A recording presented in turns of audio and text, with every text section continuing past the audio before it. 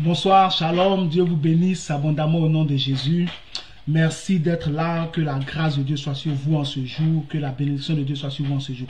Merci pour votre présence, que Dieu vous bénisse, que sa main soit sur vous. Pendant que tu te connectes à ce programme, je prie pour toi à l'avance, je prie que Dieu te visite.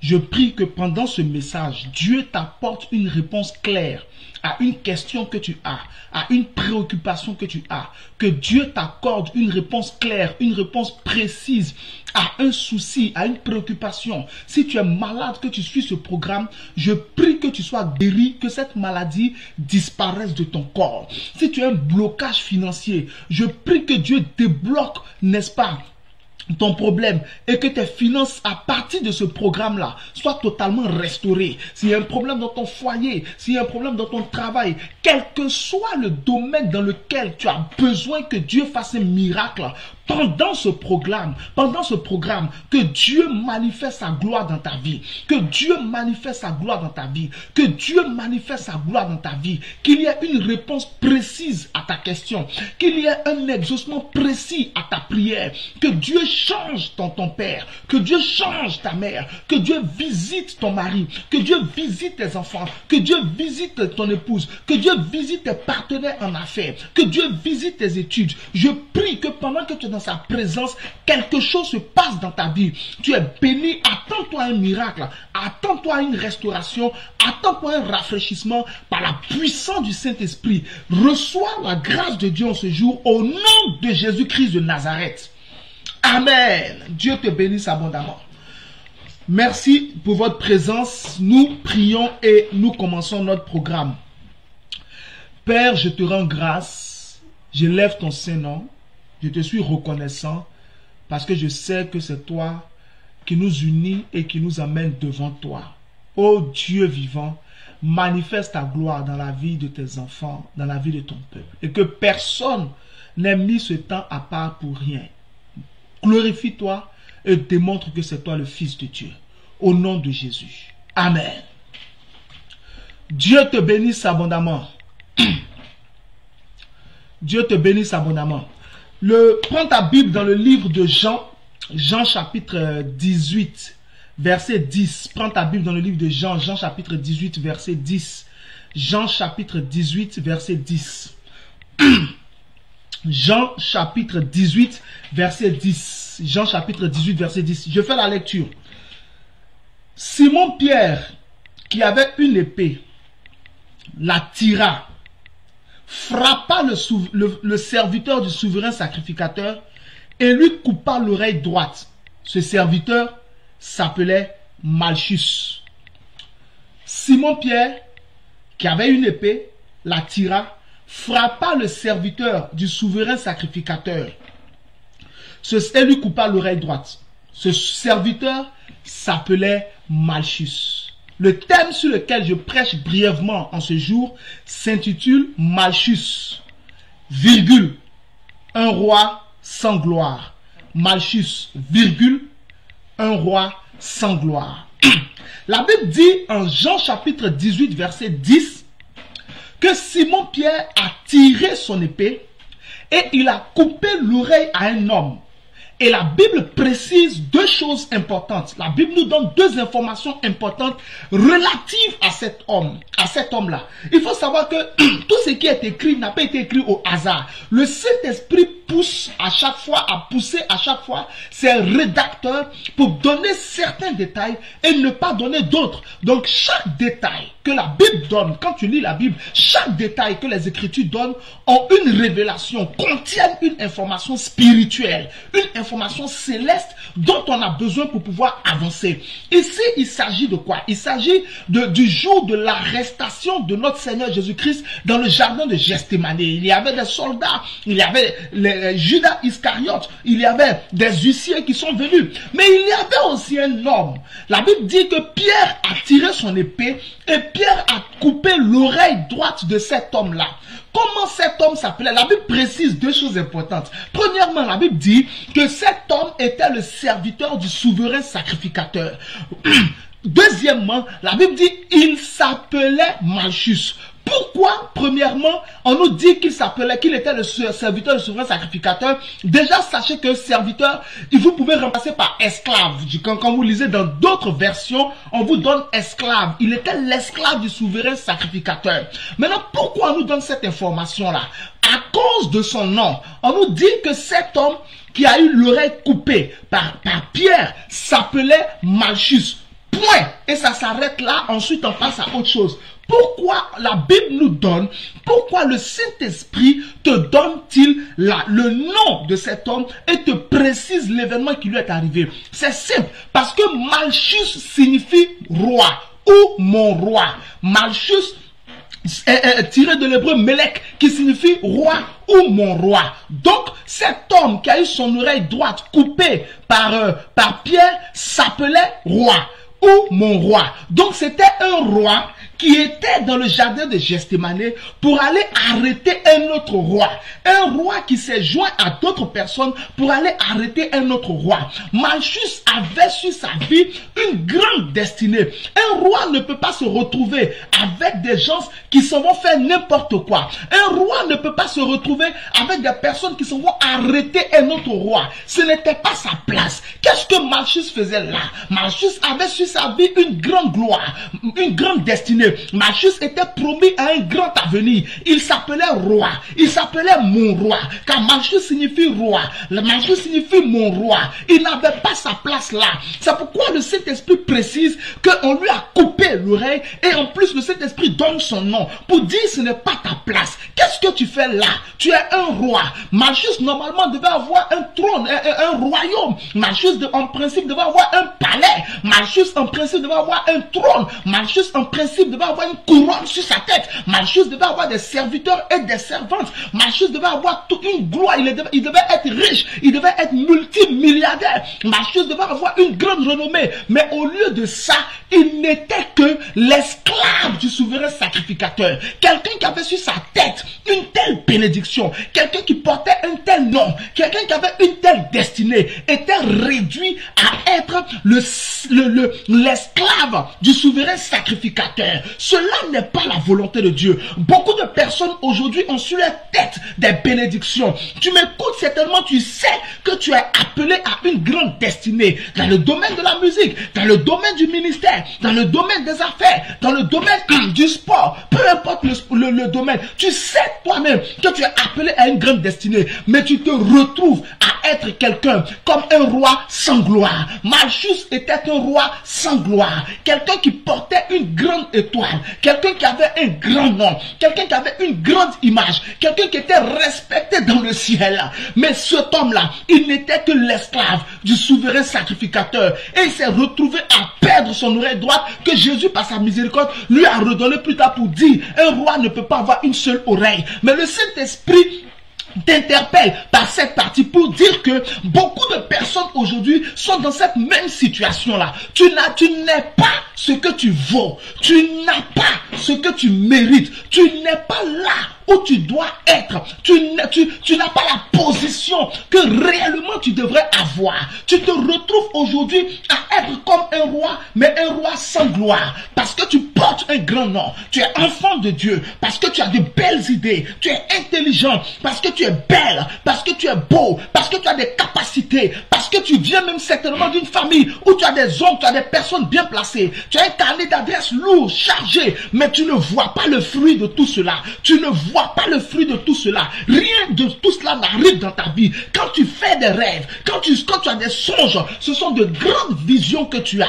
Dans ta tête, il y a de grandes idées. Dans ton cœur, il y a de grandes inspirations. Mais tu es un roi sans gloire. Malchus était un roi, mais un roi sans gloire. Malchus était un roi, mais un roi sans gloire. Un roi sans trône. Un roi sans royaume. Un roi sans couronne. Un roi sans palais. Un roi sans serviteur, sans servante. C'est lui celui au contraire qui s'est retrouvé à être un serviteur, à être un esclave. Cela n'est pas la volonté de Dieu. En Somme chapitre 82, verset 6, la Bible dit ceci, que j'ai dit, vous êtes des dieux, vous êtes tous fils du Très-Haut, mais vous mourrez comme des hommes et vous tomberez comme des princes quelconques. C'est-à-dire que nous-mêmes, en tant que, toi-même en tant qu'enfant de Dieu, nous-mêmes en tant qu'enfant de Dieu, nous sommes des dieux. Mais comment nous mourons aujourd'hui? Comment nous vivons aujourd'hui? Comment nous nous battons aujourd'hui pour avoir le minimum? Tu regardes certaines personnes qui sont en train de percer dans les affaires et puis tu sens en toi que tu es plus doué qu'eux. Tu sens en toi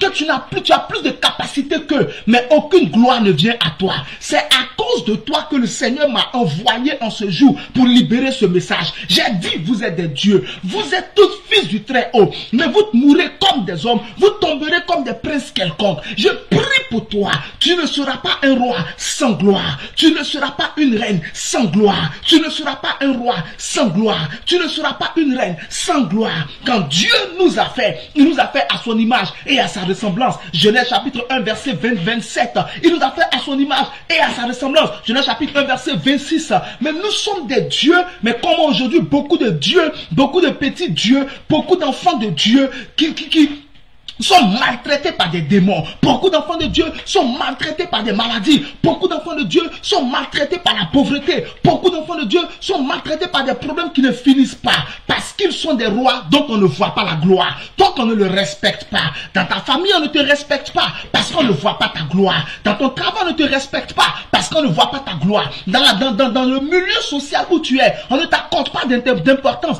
parce qu'on ne voit pas ta gloire. Mais Dieu a un plan pour toi. Et cette gloire qui t'a été volée, elle t'est redonnée aujourd'hui. Cet honneur qui t'a été volé, il t'est redonné aujourd'hui. Cette position qui t'a été volée, elle t'est redonnée aujourd'hui. Ta gloire t'est redonnée. Ta gloire t'est redonnée. Ta gloire t'est redonnée. Ta gloire t'est redonnée. Ta gloire t'est redonnée. Ta gloire t'est redonnée. Ta gloire t'est redonnée. Ta gloire t'est redonnée. Beaucoup de personnes sont grands dans l'esprit, mais petits sur la terre. Vous voyez, cela n'est pas la volonté de Dieu. C'est pour cela que je prie pour toi en ce jour et que le Seigneur intervienne afin de renverser la situation au nom de Jésus.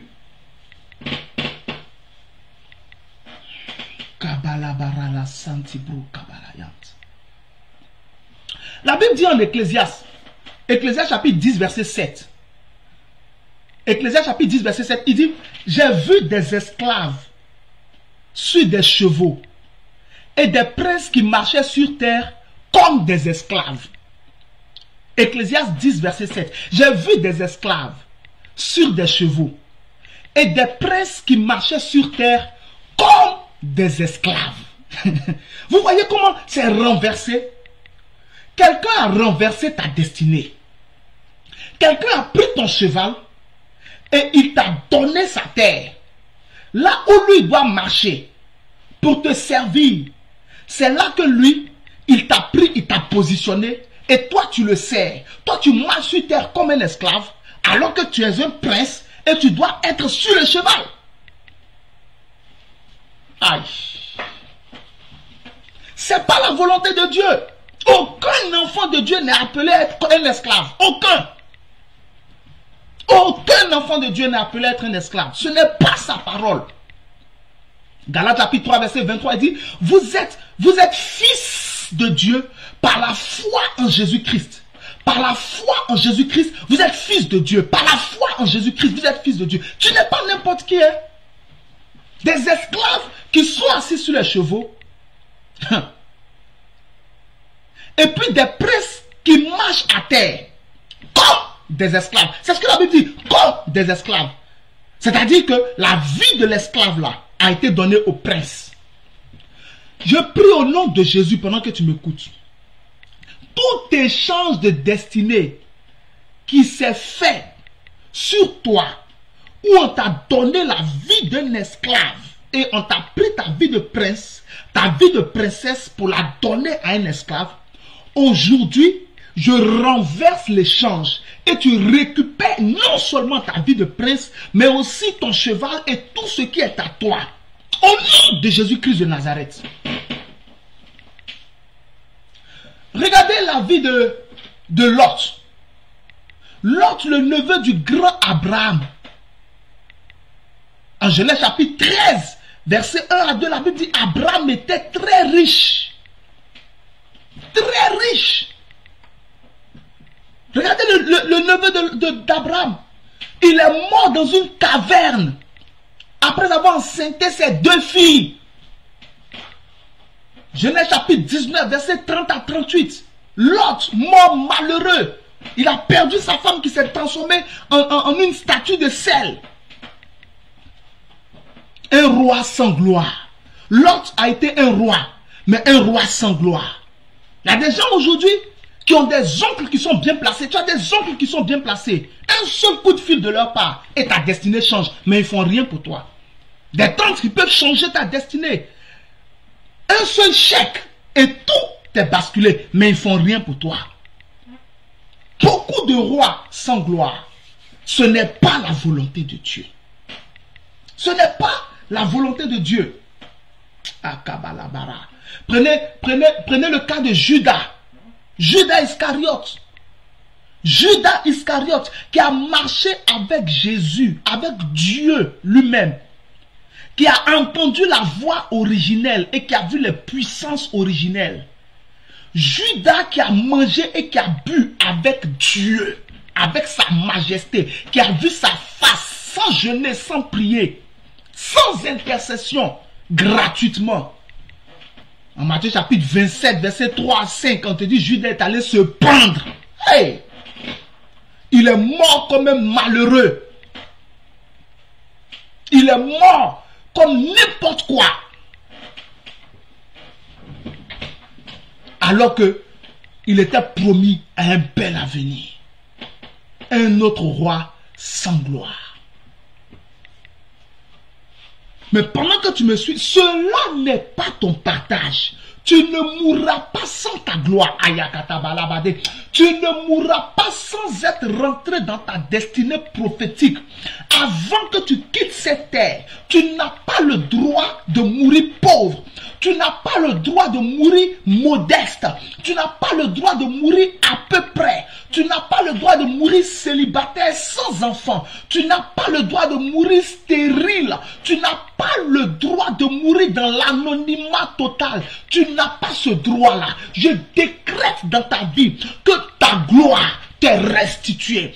Ta gloire t'est restituée. Dans les affaires, ta gloire t'est restituée. Dans ton mariage, ta gloire t'est restituée. Dans le ministère, ta gloire t'est restituée. Dans tes finances, ta gloire t'est restituée. Dans la société, ta gloire t'est restituée. Dans ta famille, ta gloire t'est restituée. Quel que soit le secteur où tu ne brillais pas, quel que soit le secteur où tu étais invisible, la Bible dit en Matthieu chapitre 5 à partir du verset 15 qu'on n'allume pas une lampe pour la mettre sous le boisseau, mais on la met sous le chandelier afin d'éclairer toute la maison. Je prophétise dans ta vie, quiconque t'a mis sous le boisseau, ce boisseau est brisé au nom de Jésus. Je te prends, je te mets sur le chandelier. Si les sorciers t'avaient mis sous le boisseau, je te prends, je te mets sur le chandelier. Si la sirène des eaux t'avait mis sous le boisseau, je te prends, je te mets sur le chandelier. Quel que soit qui t'avait caché,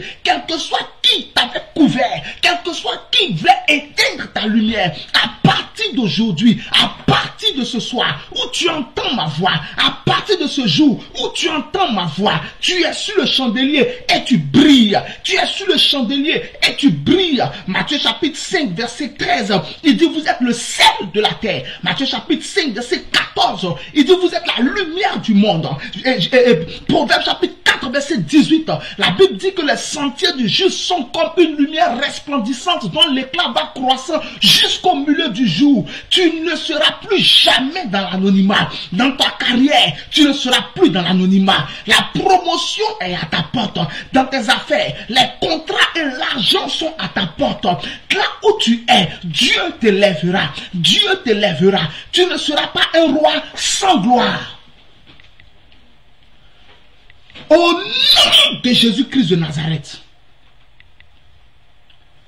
Lazaparabadé. Pourquoi Malchus était-il un roi sans gloire? C'est la question qu'on va se poser. Pourquoi Malchus était-il un roi sans gloire? Pourquoi?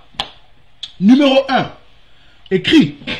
Tu sais que si tu suis mes programmes, tu dois avoir de quoi écrire. Parce que je te donnerai toujours de quoi écrire. Numéro 1, pourquoi Malchus était-il un roi sans gloire? Numéro 1, parce que Malchus n'était pas conscient de son identité.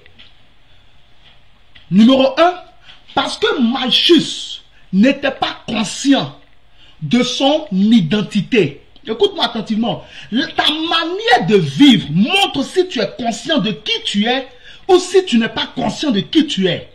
Ta manière de parler montre si tu es conscient de qui tu es ou si tu n'es pas conscient de qui tu es. Ta manière de t'habiller montre si tu es conscient de ton identité ou si tu n'es pas conscient de ton identité. C'est pas ta manière de vivre, c'est pas ta manière d'être qu'on sait si tu sais qui tu es ou si tu ne sais pas qui tu es. Malchus ne savait pas qui il était. Il ne savait pas qu'il était un roi en puissance, mais qui était étouffé par le diable, qui était étouffé par l'ennemi. Malchus n'avait pas conscience de son identité. Donc, il ne s'est pas révolté afin que ce qu'il doit devenir sur la terre, il puisse le devenir. Il est resté à subir la vie et à subir le destin. Malchus était fataliste et pessimiste. Il a accepté d'être un esclave alors qu'il était un roi. Si Malchus avait, n'est-ce pas, ne serait-ce que la conscience de son identité, il se serait révolté contre cette situation. Il se serait révolté contre cette situation. Il ne l'aurait pas accepté. Même Samson, en Juge chapitre 16, Samson, c'est-à-dire qu'à la fin de sa vie, il savait qui il était. Il s'est souvenu qu'il était juge en Israël. Il s'est souvenu que si Dieu l'avait fait venir depuis Juge chapitre 13, de verset 1 à verset 5, comment Dieu a annoncé sa naissance à sa mère. Samson s'est souvenu qu'il a gâché sa vie, a fait n'importe quoi. Mais là où il est dans le palais des Philistins, il ne peut pas gâter son nom. S'il doit mourir là, il va rentrer dans l'histoire. Mais ces Philistins qui sont autour de lui là, se souviendront de lui, même dans leur tombe. Et Samson a gâté le coin, il s'est fait respecter. Parce qu'il s'est souvenu que ses cheveux qui poussaient, ce n'était pas seulement pour avoir de longs cheveux, mais c'était pour démontrer la puissance et la supériorité de Dieu sur le Dieu des Philistins, sur Dagon, sur leurs serpents qu'ils adorent, sur les idoles qu'ils adoraient. Samson s'est souvenu, il a réglé la situation. En Juge chapitre 11, Jephthé avait été chassé de sa famille. Mais le même Jephthé qui a été chassé par ses frères est devenu le chef de ses frères plus tard. Pourquoi? Parce que Jephthé ne s'est pas laissé faire. Si tu n'es pas conscient de qui tu es, tu peux être un roi sans gloire. Parce que tu ne vas pas te révolter. Quand vous prenez la vie de notre Seigneur Jésus, le Seigneur Jésus savait qui il est. Il a toujours confessé qui il est. Vous prenez depuis Exode chapitre 3 verset 14, il dit je suis. Vous prenez Jean chapitre 14 verset 6, il dit je suis. Vous prenez Jean chapitre 6 verset 35, il dit je suis. Vous prenez Jean chapitre 6 verset 38, il dit je suis. Vous prenez Jean chapitre 6 verset 48, il dit je suis. Vous prenez Jean chapitre 6 verset 51, il dit je suis. Vous prenez Jean chapitre 8 verset 23, il dit je suis. Jésus savait toujours qui il est. Il a toujours confessé son identité. Jean chapitre 10 verset 36, il dit je suis. Il connaît son identité. C'est par rapport à qui il est que le Seigneur a eu une manière de vivre. Il a eu une manière de s'orienter. Il a eu une manière de marcher. Il a eu une manière de se comporter. Jean chapitre 10 verset 7, il dit je suis. Jean chapitre 10 verset 9, il dit je suis. Jean chapitre 10 verset 11, il dit je suis. Le Seigneur connaissait son identité. Il faut que là où tu m'écoutes, tu puisses te souvenir de qui tu es. Tu es une femme mariée, tu n'es pas une célibataire. Ne te comporte pas comme une femme célibataire. Tu es un homme marié, tu n'es pas un célibataire. Ne te comporte pas comme un célibataire. Tu es un chrétien, tu es une chrétienne. Ne te comporte pas comme un païen. Ne te comporte pas comme une païenne. Tu es quelqu'un qui travaille. Ne vis pas, ne marche pas comme quelqu'un qui ne travaille pas. Tu es un père de famille, tu es une mère de famille. Marche et comporte-toi comme un père de famille, comme une mère de famille. Ne te comporte pas comme un adolescent. Ne te comporte pas comme une adolescente. Tu es une enfant de Dieu. Tu es fille du Très-Haut. Tu es un Dieu. Tu es un petit Dieu. Matthieu chapitre 10, verset 34, 35, 36. Jésus le confirme là-bas. J'ai dit, il dit, il n'a pas écrit dans votre loi. J'ai dit, vous êtes des dieux. Si elle a appelé Dieu, si on a appelé Dieu ceux à qui la parole de Dieu a été adressée. Donc cela est confirmé. Tu n'es pas n'importe qui. Tu n'es pas pauvre. Actuellement, c'est peut-être dur, mais dans ta destinée prophétique, tu es appelé à goûter des milliards. 2 Corinthiens chapitre 8, verset 9.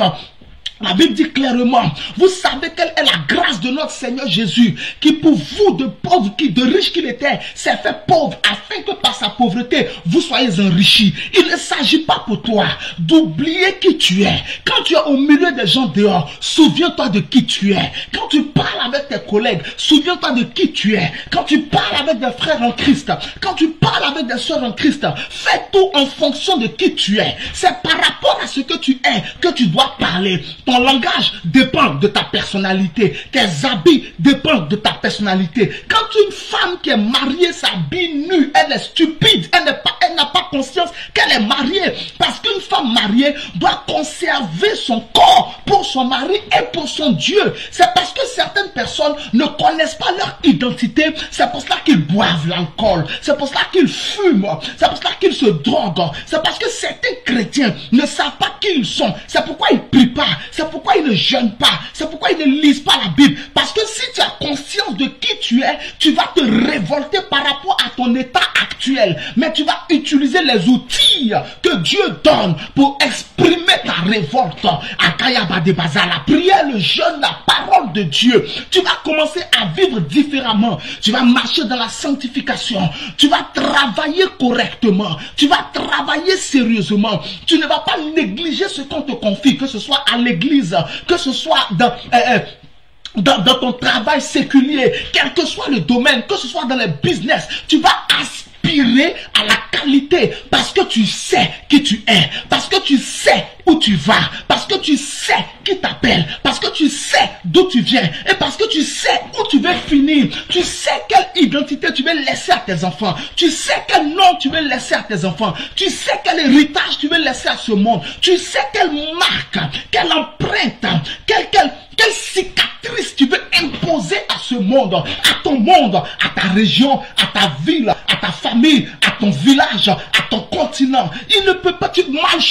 Malchus est mort. Du moins, Malchus était un roi sans gloire parce qu'il ne savait pas qui il était. Lot est mort dans une caverne n'importe comment parce qu'il ne savait pas qui il était. S'il avait su qui il était, il n'aurait jamais quitté Abraham. Judas Iscariote ne savait pas qui il était. Il ne savait pas qui était en face de lui. Il n'aurait jamais quitté Abraham. Il n'aurait jamais trahi Jésus. Je suis en train de parler à quelqu'un. Prends conscience de qui tu es.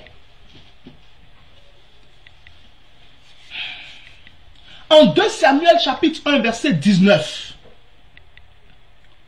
on a annoncé, avant le verset 19 même, on a annoncé la mort de Saül et de Jonathan et de tous les autres fils de Saül à David. David au verset 19 pleurait. Et voici ce qu'il a dit sur Saül et sur Jonathan. Il dit, comment des héros sont-ils tombés comme ça? Akayaba. Comment des héros?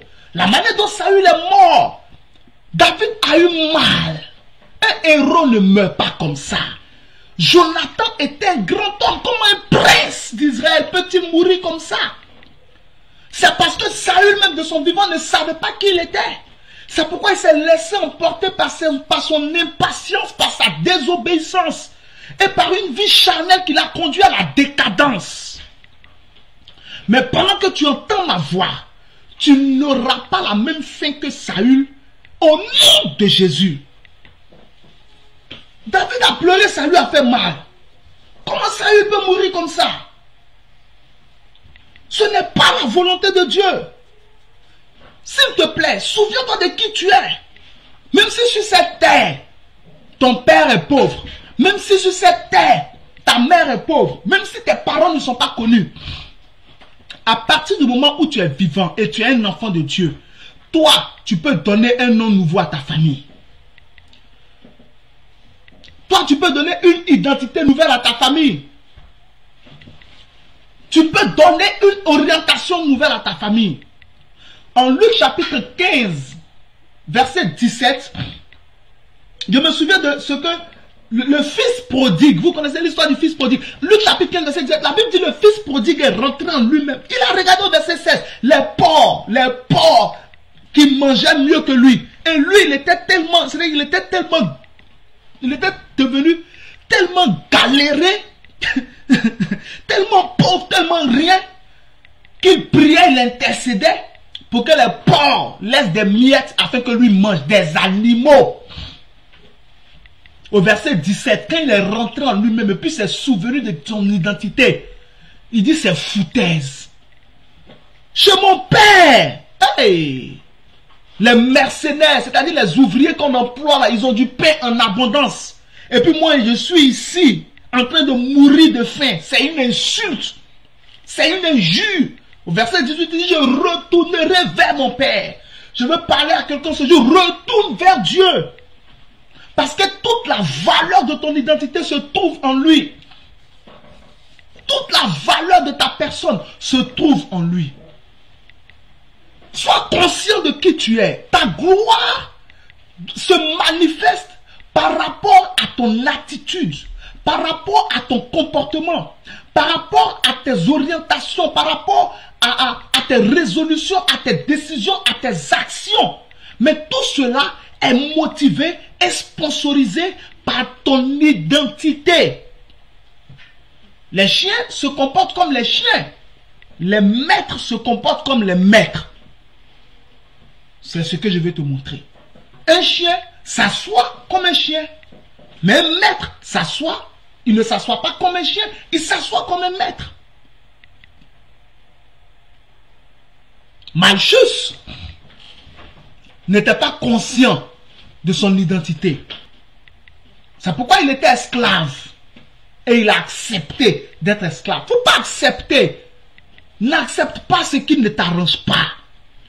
Tu n'es pas pauvre. Tu n'es pas né pour être stérile. Tu n'es pas né pour être pauvre. Tu n'es pas né pour être inconnu. Ce n'est pas possible. Quelle étoile dans le ciel est inconnue? Aucune étoile n'est inconnue. Toutes les étoiles brillent. Chacune selon sa brillance, mais quand même on brille. Jésus dit tu es la lumière du monde. Et puis toi tu ne brilles pas. Pourquoi? Dans n'importe quel domaine où tu es, tu dois briller. Ce n'est pas par la force, c'est par son esprit. Mais cela dépend de ta conscience par rapport à ton identité. Retourne vers ton Père et qu'il te réalimente. Ne te laisse pas berner par les plaisirs de ce monde. Ne te laisse pas berner par ces choses-là. Elles vont tuer qui tu es. Elles vont tuer ton étoile. Cherche au contraire à te révolter contre la vie que le diable veut t'imposer. Et deviens un roi avec sa gloire. Au nom de Jésus. Donc, je t'ai dit numéro 1. Malchus était un roi sans gloire parce qu'il était inconscient. Il n'était pas conscient de son identité. Il n'était pas conscient de son identité. Il ne savait pas qui il est. Vous n'allez jamais voir un ambassadeur en train de manger dehors. En train de manger. Vous n'allez jamais voir la femme d'un président de la République, d'un bar, d'un maquis, en train de... Même si vous la voyez poser une telle action, c'est une action politique. Mais à part cette opportunité politique-là, pour profiter, pour toucher certains électorats, vous n'allez jamais les voir comme ça. Tu ne vas jamais voir un ministre avec du pain dehors en train de manger. C'est des choses, on dit des petites choses, mais c'est en fonction de leur statut. Tu es aussi grand. Toi qui m'écoutes, tu es grand. Tu es quelqu'un de respectable. Mais on te respecte par rapport à qui tu es et tu te révoltes. En Josué chapitre 6, lorsque Josué est parti attaquer Aïe, Josué chapitre 7 du moins, lorsque Josué est parti attaquer Aïe, et que là-bas il a échoué, il n'a pas accepté. Hein. Voici les bonnes mémoires de Josué chapitre 7, parce que c'est à chapitre 8, ils sont retournés attaquer. Donc, on commence au chapitre 7 avec Akan, je crois. Josué n'a pas accepté, il a refusé la situation parce que Dieu lui avait dit en Josué chapitre 1, verset 5, il dit, c'est toi qui mettras ce peuple en possession du pays que j'ai promis à leur père de leur donner. C'est toi. Donc, dans le contrat, il n'était pas prévu que lui parte et puis il a une défaite. Josué savait qui il est. Dieu lui a dit, je serai avec toi. Donc, il était quelqu'un avec qui Dieu est. Comment quelqu'un avec qui Dieu est peut aller jouer devant Aïe, qui signifie ruine? Pourquoi? C'est une foutaise. Josué n'a pas accepté. Donc, pendant que tu m'écoutes, que ce soit dans le ministère, dans les affaires, révolte-toi. Faut pas être comme... Non. Révolte-toi. Tu peux pas être médiocre. Tu peux pas être minable. On peut pas se moquer de toi, on peut pas se moquer de ta femme, se moquer de tes enfants avec toute la grâce que tu as. Révolte-toi pour commencer à faire les choses comme quelqu'un qui a un père. Comme le fils de quelqu'un, comme la fille de quelqu'un, comme l'épouse d'un homme. Tu es une femme mariée, honore ton mari dehors ou dedans. Tu es un homme marié, honore ta femme dehors ou dedans. Deuxièmement, donc numéro 1, Malchus était un roi sans gloire parce qu'il n'était pas conscient de son identité. Numéro 2, Malchus était un roi sans gloire parce qu'il s'associait au mauvais projet. Ça c'est numéro 2. Malchus était un roi sans gloire parce qu'il s'associait au mauvais projet. Malchus s'associait au mauvais projet. J'ai déjà expliqué que Malchus signifie roi. Donc c'est un roi qui s'est retrouvé dans un jardin, dans une affaire rocambolesque où on s'en va arrêter un autre roi. Une affaire ténébreuse et démoniaque. Une affaire satanique. Tu fais quoi là-bas? Un roi ne va pas dans ce genre de choses. Qu'est-ce que tu fais là-bas? Tu fais quoi là-bas? Tu fais quoi là-bas? En Nombre chapitre 23, Dieu a demandé à Balaam, qui sont ces gens qui sont chez toi? C'est-à-dire qu'ils n'ont pas à être chez toi. Tu es un chrétien, tu fais quoi dans un bar? Tu es un chrétien, tu fais quoi dans une boîte de nuit? Tu fais quoi là-bas? Malchus était un roi sans gloire parce qu'il s'associait au mauvais projet. Et quiconque s'associe au mauvais projet s'associe aux mauvaises personnes. Tu fais quoi dans Maquis? Un enfant de Dieu, enfant, lumière du monde. Matthieu 5, 14, sel de la terre. Matthieu 5, 13. Tu fais quoi dans Maquis? Tu fais quoi dans bar? Tu fais quoi dans tabac? Tu fais quoi dans impudicité? Tu cherches quoi dans adultère? Tu cherches quoi dans escroquerie? Tu fais quoi avec les escrocs? Quelle relation y a-t-il entre Bélial et Jésus, entre les ténèbres et la lumière? Tu fais quoi là-bas? Quelle relation y a-t-il entre toi et les menteurs? Qu'est-ce que tu cherches à être? Tu fais quoi avec les menteurs? Tu fais quoi avec les calomniatrices, avec les calomniateurs? Tu cherches quoi? Tu fais quoi là-bas? Qu'est-ce que Malchus faisait dans ce jardin-là, ce jour-là? Un roi. Il fait quoi là-bas? Les gens ont monté leur business en Matthieu chapitre 26, verset 4 à 5. Matthieu 26, verset 4 à 5. Les pharisiens, les principaux sacrificateurs montaient leur projet pour tuer Jésus. Et là, en Matthieu 27, Judas leur donne l'opportunité d'accomplir leur désir. C'est-à-dire que c'était un mauvais projet. Un mauvais projet.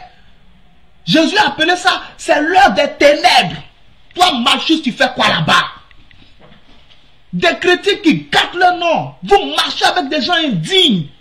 Tu marches avec des personnes qui sont charnelles, qui ne sont pas spirituelles. Comment tu peux marcher avec quelqu'un qui n'aime pas prier? Et puis tu veux que Dieu te bénisse. Tu as quel problème? Tu ne peux pas vivre comme un païen puis espérer que Dieu te bénisse comme un chrétien. Soyons sérieux. Essaie de regarder un peu ta destinée. Essaie de regarder un peu ton identité. Essaie de regarder un peu ta personne. Malchus signifie roi. Un roi fait quoi dans un faux coup? Il fait quoi? On s'en va arrêter quelqu'un. Tu fais quoi là-bas?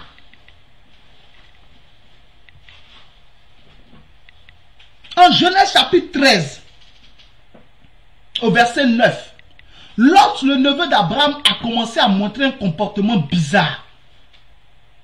Ça commence même un peu plus haut. Abraham a regardé son petit. Parce qu'il a commencé à avoir de l'argent. Parce qu'il a commencé à avoir des bergers, des bœufs, machin. Sa femme et lui ont commencé à se gonfler par rapport à Abraham et puis Sarah. Abraham dit, ok, au verset 9, il dit, séparons-nous. Séparons-nous. Abraham l'a regardé. L'enfant va lui donner problème pour rien. Il va lui donner des casse-têtes chinois pour rien. Il dit, je ne veux pas qu'il y ait querelle entre tes bergers et mes bergers. Nous sommes frères. Non, Lot n'était pas le frère d'Abraham. Lot était le neveu d'Abraham. Ce n'était pas son camarade. Abraham l'a regardé et dit, non, ça ne va pas m'arranger. Ma destinée est trop sérieuse. Mon affaire est trop sérieuse pour que je puisse m'agglutiner de personnes inconscientes et qui ne savent pas où on va et d'où nous venons. L'autre a oublié d'où il venait. Il a oublié que quelqu'un quittait Our en Chaldée et qu'il suivait son nom qui n'avait rien, n'était rien. Et c'est ici maintenant, il veut avoir un nom. Il ne respecte plus Abraham. Abraham s'est séparé de lui au verset 9. Malchus était un roi sans gloire parce qu'il s'associait au mauvais projet. En Proverbe chapitre 1 verset 10, la Bible dit, mon fils, mon fils, mon fils, si des pécheurs veulent te séduire, ne te laisse pas gagner. Proverbe 1, 10, si des pécheurs veulent te séduire, ne te laisse pas gagner. Verset 11 à verset 14, ces pécheurs-là expliquent leur projet. Ils vont aller dépouiller des gens qui se reposent sur leur innocence, les tuer, les faire descendre dans le séjour des morts. Ils vont prendre un gros butin. Parce que la maison de ces personnes-là serait remplie de ceci et de cela. Il y aurait une seule bourse pour nous. On va se partager le butin. Au verset 15, le même conseil se répète. Il dit, détourne ton pied d'eux. Ne les suis pas, ne marche pas avec eux. L'un des problèmes des chrétiens aujourd'hui là, ce sont les mauvaises compagnies. Quand tu as de mauvaises compagnies, tu ne peux qu'être associé à de mauvaises activités. On casse église, ton nom est cité dedans. Foyer de quelqu'un se casse, ton nom est cité dedans. On a menti sur quelqu'un, ton nom est cité dedans. Partout où il y a saleté, ton nom est cité dedans. Tu es étonné que tu n'avances pas. Ton problème, ce sont les gens avec qui tu t'associes. Et eux, ils t'associent à leurs mauvaises œuvres. En Somme chapitre 1, au verset 1, il est clairement écrit, heureux l'homme qui ne marche pas selon le conseil des méchants, qui ne s'arrête pas sur la voie des pécheurs et qui ne s'assied pas en compagnie des moqueurs. On dit bien heureux. Ça veut dire que le bonheur dépend de qui, avec qui tu marches. Ton bonheur est ta gloire. Ta percée, ton élévation dépend des personnes avec qui tu t'associes.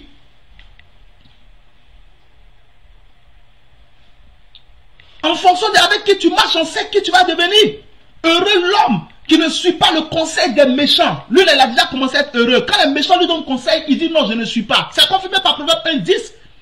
Non, je ne suis pas. Il ne s'arrête pas sur la voie des pécheurs. Il évite de s'asseoir avec les moqueurs. La Bible dit heureux. Il s'est déjà mis sur la plateforme du bonheur. Il s'est déjà positionné à percer dans le ministère.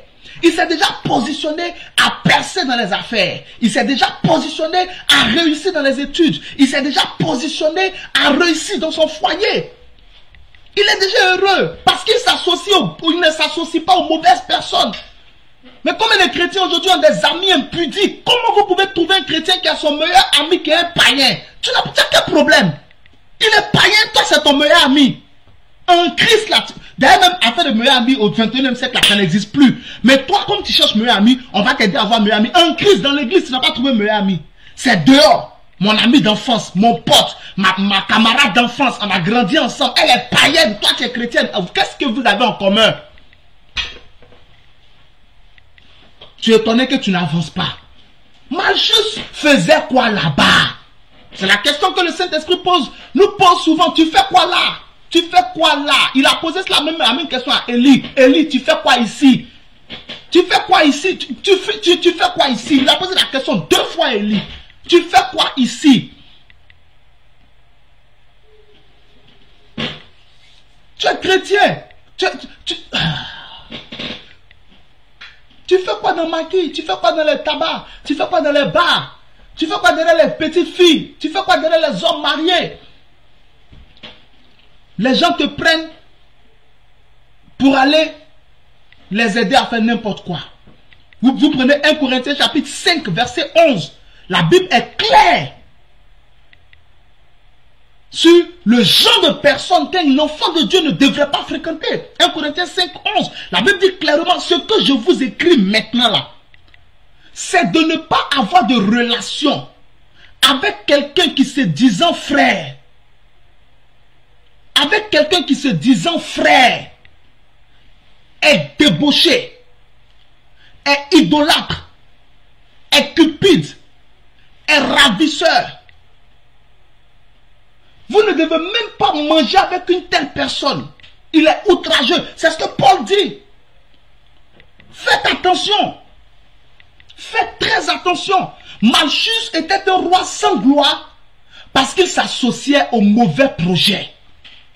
Ça tuait sa gloire. Ça tuait son élévation. Ça tuait sa destinée. 1 Corinthiens 15, 33 dit clairement que ne vous y trompez pas. Les mauvaises compagnies corrompent les bonnes mœurs.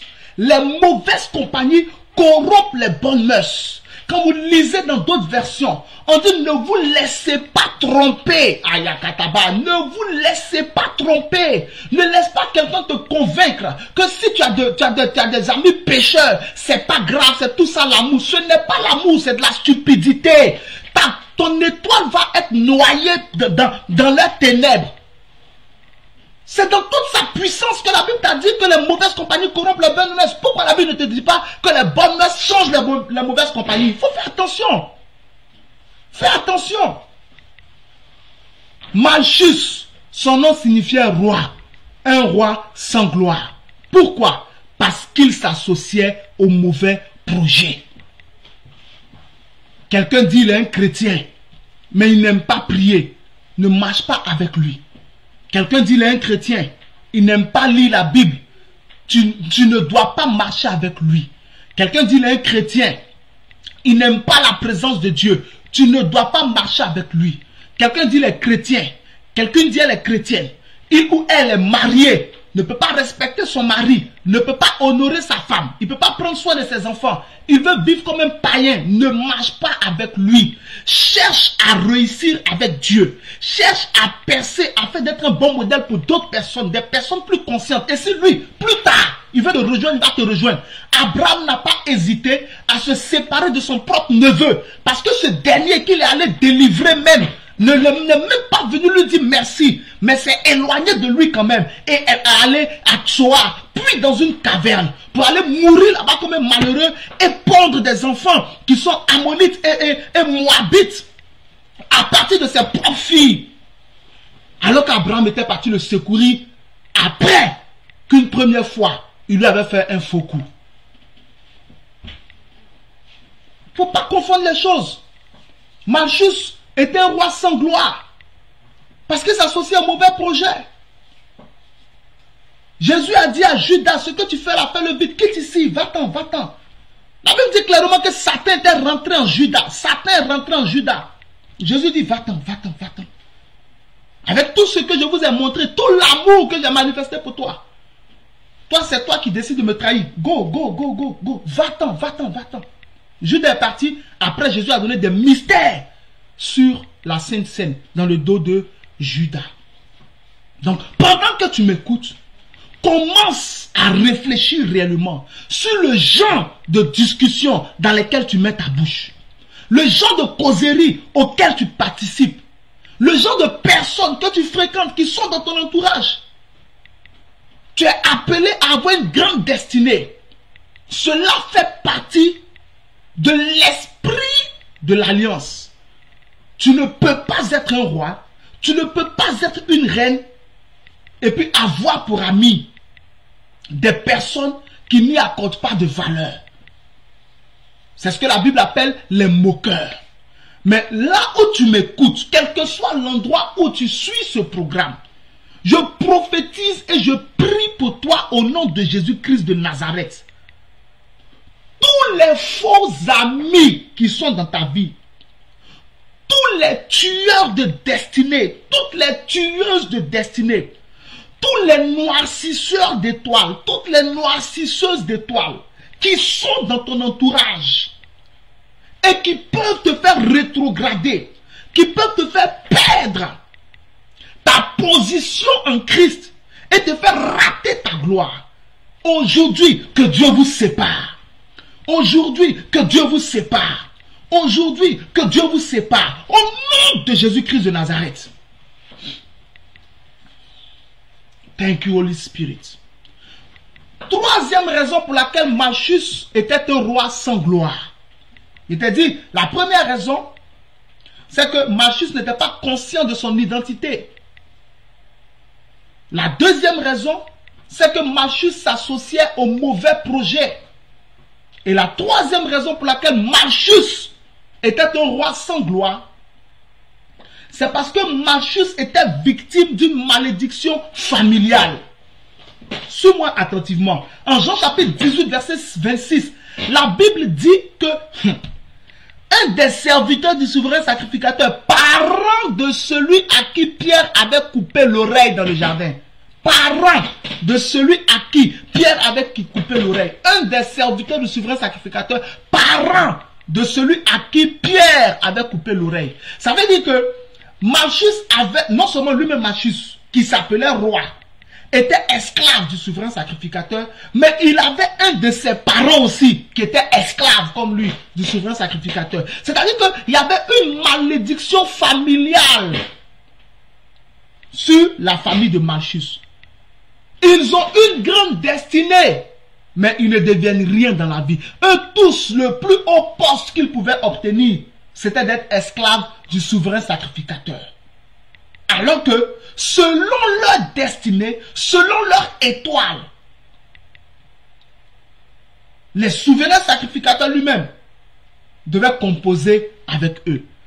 C'était donc familial. Le problème de Malchus n'était pas individuel, c'était familial. Regarde dans ta famille qui a percé.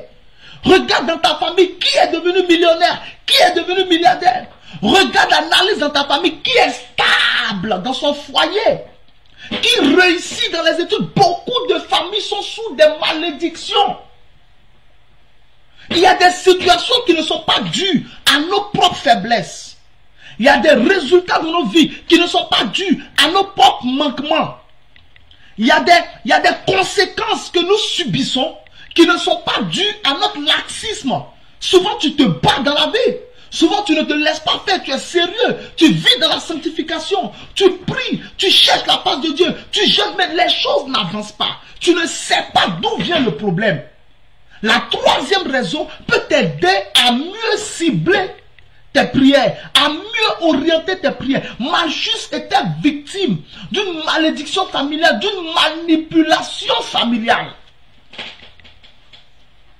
C'est pour cela qu'il était esclave du souverain sacrificateur au lieu d'être un roi, un grand homme, comme son nom l'indiquait. Et son propre parent était aussi esclave du souverain sacrificateur. Le diable s'était assis sur leur destinée. Mais peu importe depuis combien de temps Satan est assis sur ta destinée, peu importe depuis combien de temps Satan est assis sur la famille à laquelle tu appartiens, à partir de ce jour où tu entends ma voix, la puissance de Dieu le déloge au nom de Jésus. En Josué chapitre 9, la Bible raconte l'histoire de Gabaon. Les Gabaonites ont entendu ce que les Juifs ont fait aux Amoréens. Ils n'étaient pas loin des Juifs. Ils ont eu peur. D'autres pays, d'autres royaumes ont décidé de se battre contre Josué. Mais eux, les Gabaonites, ont décidé d'user de ruse pour ne pas se faire massacrer, pour ne pas se faire exterminer. Ils sont allés tromper Josué en se faisant passer pour un peuple lointain. Quand plus tard, Josué a su que les Gabaonites les avaient trompés, Josué les a maudits. On ne va pas vous tuer parce qu'on a juré devant l'Éternel qu'on ne vous tuerait pas. Mais Josué les a maudits et Josué leur a dit que vous passerez toute votre vie à puiser de l'eau et à couper du bois dans la maison de l'Éternel. Une malédiction est descendue sur ce peuple. Quand vous lisez Néhémie chapitre 3 verset 9, verset 26, Néhémie chapitre 3 verset 26, c'est eux qu'on appelle les Nétiniens qui pour la réparation de la muraille était en train de puiser de l'eau. Ils vivaient près des cours d'eau. C'est-à-dire que eux là, personne dans leur descendance ne pouvait devenir quelqu'un. Le top du top que tu pouvais atteindre, c'était coupeur de bois et puiseur d'eau pour la maison de Dieu. C'est pas une bénédiction, même si c'est pour la maison de Dieu. C'était le fruit d'une malédiction. Et cette malédiction s'est étendue sur tous les Gabaonites. Aucun d'eux n'a percé.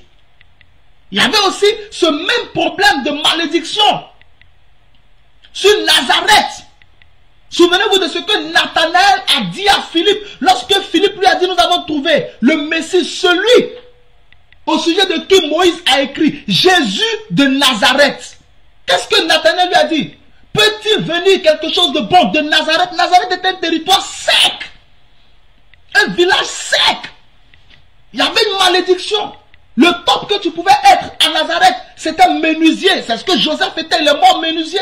Mais sans jamais percer, il n'a jamais été ébéniste. Parce que les ébénistes, c'est ceux qui font la menuiserie de luxe. Il n'est jamais allé plus loin. Et Jésus est sorti de Nazareth. On a voulu lui accorder cela aussi.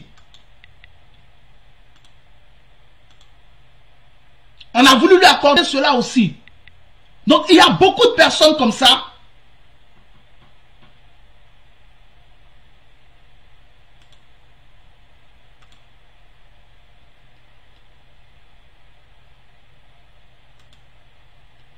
Donc il y a beaucoup de personnes comme ça qui souffrent.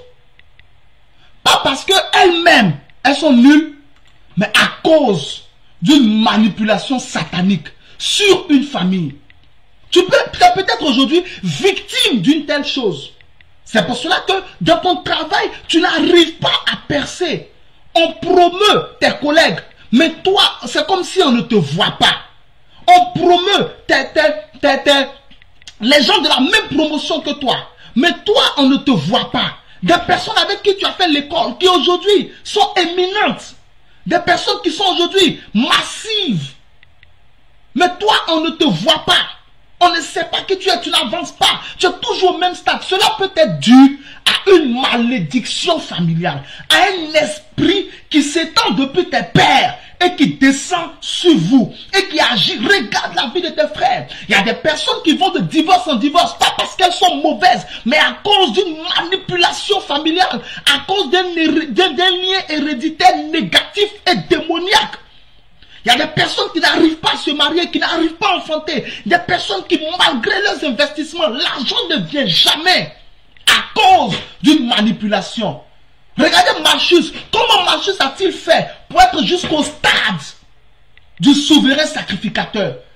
Vous voyez, c'est pour vous dire que c'était quelqu'un qui certainement poussait. Comment même il a fait même pour se retrouver parmi la délégation ténébreuse, même si elle est ténébreuse, qui est arrivée jusque dans le jardin de Gethsémani. Comment a-t-il fait? Ça veut dire que Malchus était certainement quelqu'un qui se battait. Comme toi, tu te bats aujourd'hui. Comme toi, tu fais tout pour que ton foyer marche. Mais quelqu'un, quelque part, est en train de manipuler ta destinée. Malchus avait sa destinée manipulée. C'est pour cela qu'il est réduit, qu'il est devenu uniquement esclave et qui n'a pas percé. Mais je veux prier pour toi aujourd'hui. Toi qui entends ma voix et qui est sous l'influence de ma voix, quel que soit le nombre d'années que tu as souffert de cette femme, de cette malédiction familiale, que tu as souffert de ces liens, si tu as été jusqu'à aujourd'hui un roi sans gloire, tu as entendu ce message et Dieu a commencé à parler à ton cœur. Et tu comprends que Dieu a pour toi des projets de paix et de bonheur et non de malheur, pour te donner un avenir et de l'espérance. Si tu as compris que Dieu t'a appelé à briller et à régner, mais que ta gloire a été engloutie, mais tu entends ma voix, écoute-moi et écoute-moi bien.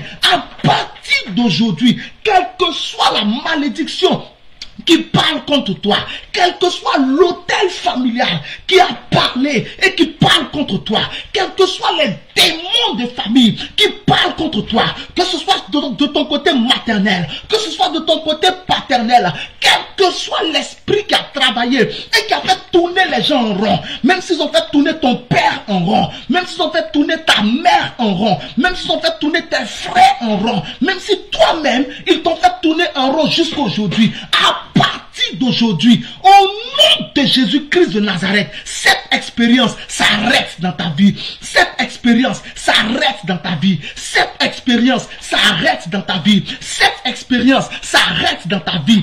Ta destinée ne sera plus jamais manipulée. Ta destinée ne sera plus jamais manipulée. David dit, mes destinées sont dans ta main, Seigneur. Délivre-moi de mes oppresseurs et de mes ennemis. Dieu te délivre aujourd'hui de tous tes oppresseurs et de tous tes ennemis. Dieu te délivre de tous les démons côté paternel, tous les démons côté maternel qui ont envahi ton mariage pour essayer de le briser, qui ont envahi tes études pour essayer de te décourager, qui ont envahi ton travail pour te rendre chômeur, qui empêchent même que tu aies du travail, qui empêchent même que tu aies l'appartement, qui empêchent même que tu aies une maison, qui empêchent même que tu aies tes papiers, qui empêchent même que tu puisses voyager, qui empêchent même que tu puisses te marier, qui empêchent même que tu puisses avoir des enfants, qui te maintiennent dans la maladie. Aujourd'hui, tous ces démons, ils sont détruits au nom de Jésus. Ils sont détruits.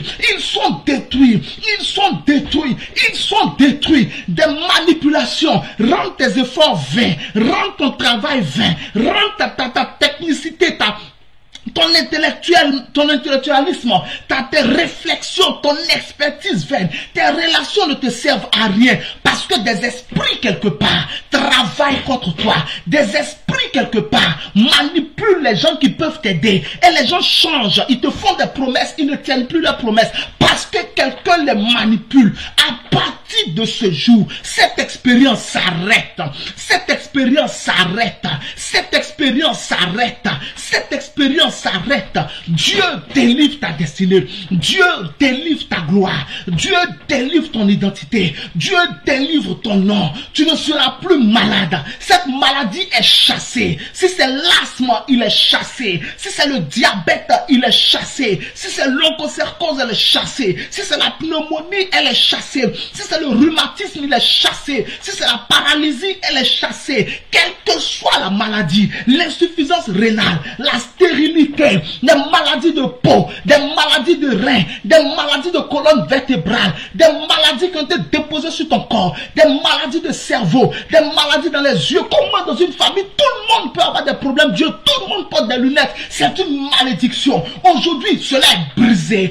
Aujourd'hui, cela est brisé. Aujourd'hui, cela est brisé. Aujourd'hui, cela est brisé. Par la puissance de Dieu, tu es délivré. En Luc 4, 18, il dit, l'Esprit du Seigneur l'Éternel est sur moi, car il m'a oint pour rendre libre les captifs. Tu es libéré au nom de Jésus. Tu es libéré de toute captivité qui avait envahi ta vie, qui avait assiégé ta vie, qui avait détruit ta vie, qui avait mis ta destinée sur pause, qui avait mis ton mariage sur pause, qui avait mis ton enfantement sur pause, qui avait mis ta percée financière sur pause, qui avait mis ton élévation sur pause, qui avait mis ton exaucement sur pause, qui avait mis ta gloire sur pause, qui avait mis tes papiers sur pause, tout ce qui a retardé aujourd'hui ta gloire, cela est détruit, cela est détruit, cela est détruit, cela est détruit, cela est détruit, cela est détruit par la puissance de Dieu. Tu es libéré. Tu ne seras pas un roi sans gloire, tu ne seras pas un roi sans gloire, mais ta gloire t'est redonnée.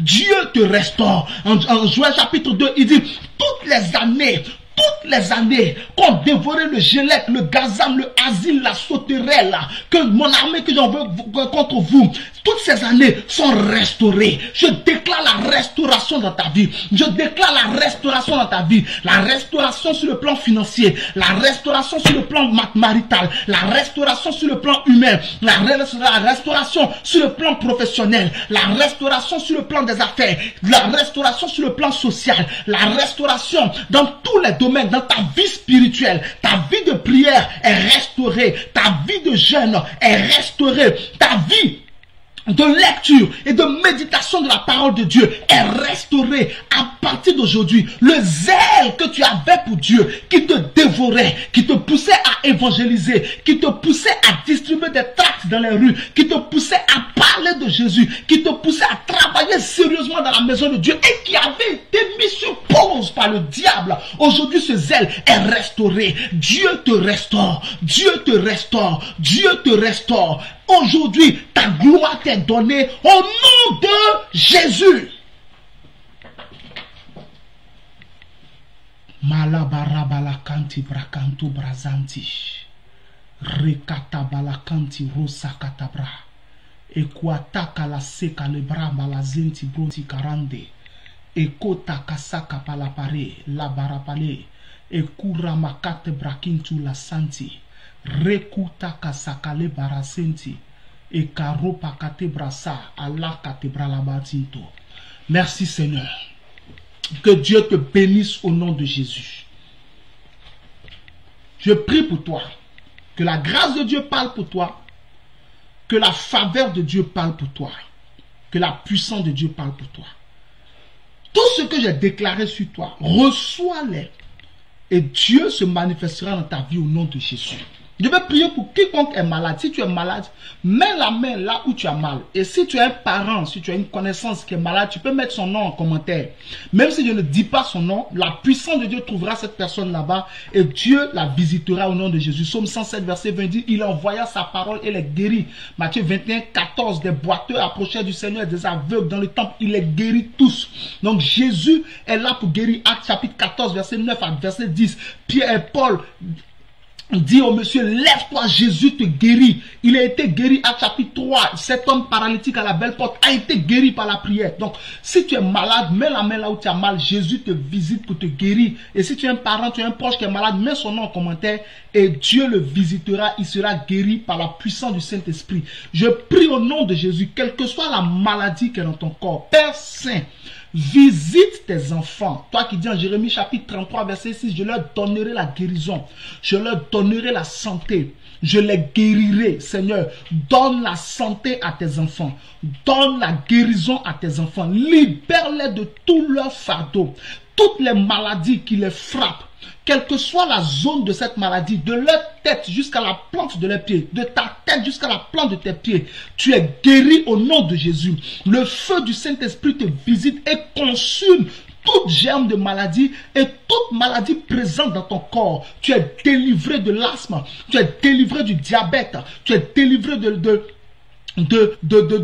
l'insuffisance rénale, tu es délivré des fibromes, tu es délivré de la cirrhose de foie, tu es délivré de toute maladie du foie, de toute maladie du pancréas, de toute maladie des intestins, tu es délivré de l'ulcère, tu es délivré du cancer, tu es délivré du VIH, tu es guéri au nom de Jésus, tu es délivré de la paralysie.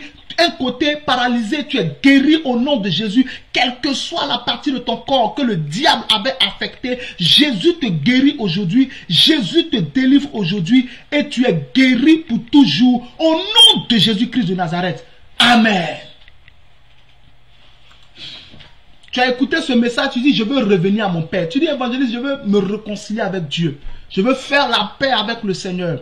Si tu es dans ce cas, que tu veux réellement te réconcilier avec le Seigneur, ou peut-être même tu n'as jamais reçu Jésus comme ton Seigneur, ton sauveur personnel, et tu veux profiter de cette opportunité pour saisir la main du Seigneur et devenir son enfant. Là où tu es, baisse la tête et puis répète ces prières après moi. Père Saint, merci pour ta parole.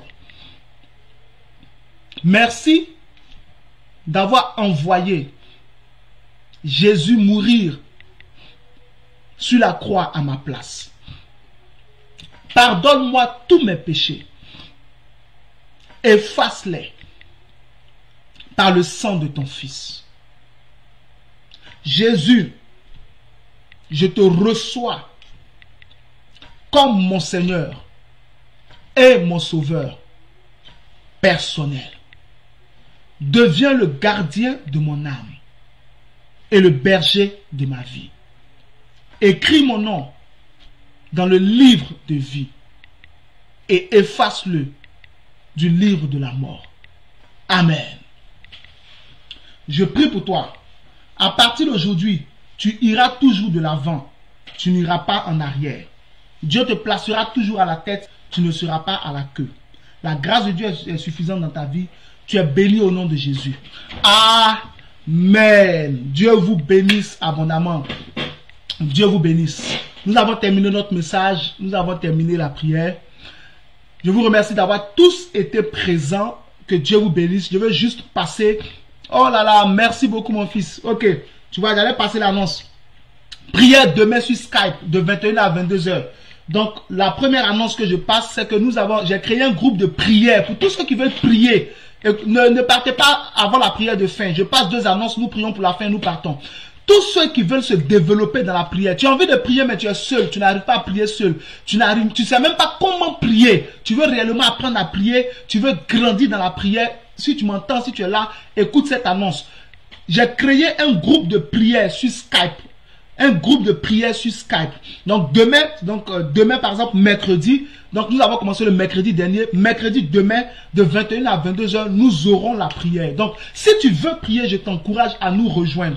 Il suffit pour toi, si tu as déjà Skype sur ton téléphone ou sur ton ordinateur, il suffit pour toi d'envoyer une invitation. Envoie-moi une invitation. N'est-ce pas? Envoie-moi une invitation à EV Paul Aubrou. Tu m'envoies juste une invitation à EV Paul Aubrou. EV Paul Aubrou. Tu m'envoies une invitation à EV Paul Aubrou. C'est tout. Tu m'envoies une invitation à EV Paul Aubrou. Et puis, on va, n'est-ce pas, travailler. Donc, normalement, tu as l'affiche sur l'écran. Donc, si tu as déjà Skype, envoie-moi une invitation à EV Paul Aubrou sur Skype. Sur Skype, tu m'envoies une invitation à EV comme sur Facebook là, pareil. EV Paul Aubrou, tu m'envoies une invitation.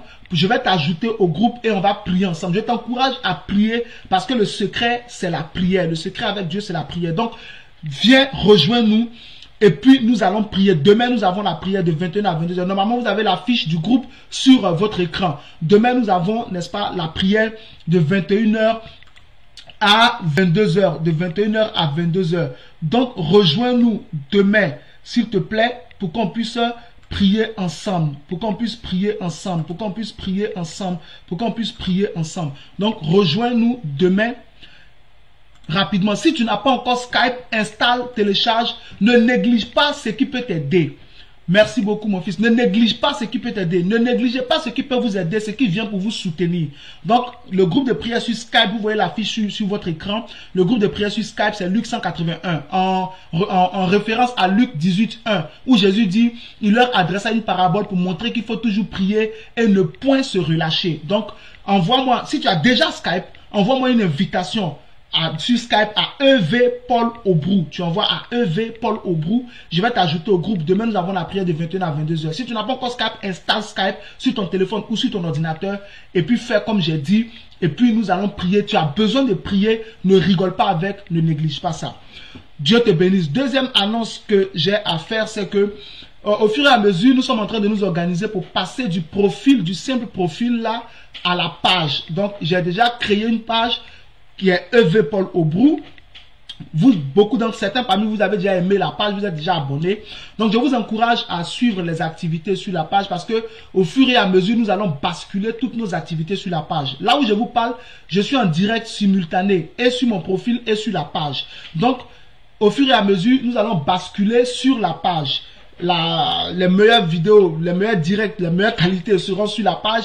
Là en ce moment, la meilleure qualité est sur mon profil, mais les meilleurs seront sur la page. Tous mes posts, tout ça je ferai sur la page parce que je veux donner l'opportunité à tout le monde de suivre parce que le profil est limité. 5000 amis, après il faut forcément être abonné. Ça devient compliqué pour beaucoup de personnes. Donc pour une meilleure performance, pour une meilleure qualité, pour une meilleure stabilité des choses, je suis en train de basculer au fur et à mesure sur la page. Donc, je vous encourage, si vous avez déjà aimé la page, si vous êtes déjà abonné, si vous ne l'avez pas encore fait, faites-le. Commencez à suivre les activités sur la page. Et comme j'ai dit, là, nous sommes en direct simultané et sur la page et sur le profil. Donc, la page, c'est EV Paul Aubrou avec en photo de profil. J'ai une veste et puis une cravate violette. Donc, commencez à basculer sur la page parce qu'au fur et à mesure, nous allons basculer là-bas pour une meilleure performance, pour une meilleure qualité des choses et puis pour une plus large audience afin qu'il n'y ait aucun obstacle à tous ceux qui vont nous suivre et que les gens ne soient pas limités parce qu'on a déjà 5000 amis et puis ils ne peuvent pas nous envoyer d'invitations et tout ça. Donc, basculez sur la page au fur et à mesure, s'il vous plaît. Et puis, comme ça, nous allons travailler dans les meilleures conditions pour le Seigneur au nom de Jésus. Dernière annonce, demain, donc mercredi, on a la prière. Vendredi, nous avons explication biblique et ça sera un thème merveilleux. Je vais donner l'information sur mes posts. Vous allez voir Soyez bénis au nom de Jésus. Que Dieu vous bénisse au nom de Jésus. Nous prions pour la fin. Ma tête est une bonne tête. Répète après moi cette prière. Ma tête est une bonne tête. Ma vie est une bonne vie. Les anges de Dieu combattent pour moi. La grandeur est de mon côté. Quelle que soit la situation, je triompherai toujours. Mes mains sont bénies. Mes pieds sont bénis. Je suis béni au nom de Jésus. Amen. Dieu te bénisse. Donc, à demain pour Skype. Et puis, aussi à vendredi pour explication biblique, notre temps d'études bibliques et d'enseignement, où tu peux poser des questions et tout ce qui va avec. Mon numéro de téléphone est à l'écran. Si tu veux m'écrire sur WhatsApp, si tu veux m'écrire sur Telegram, tu veux que je prie pour toi, tu as des sujets, n'hésite pas à m'envoyer des messages. Mon numéro de téléphone est là, il est à l'écran, dans la bande bleue. Tu peux le faire et puis Dieu te visitera au nom de Jésus. Voilà, explication biblique à 20h30. Merci beaucoup mon fils, tu es béni abondamment. Dieu vous bénisse. Ciao.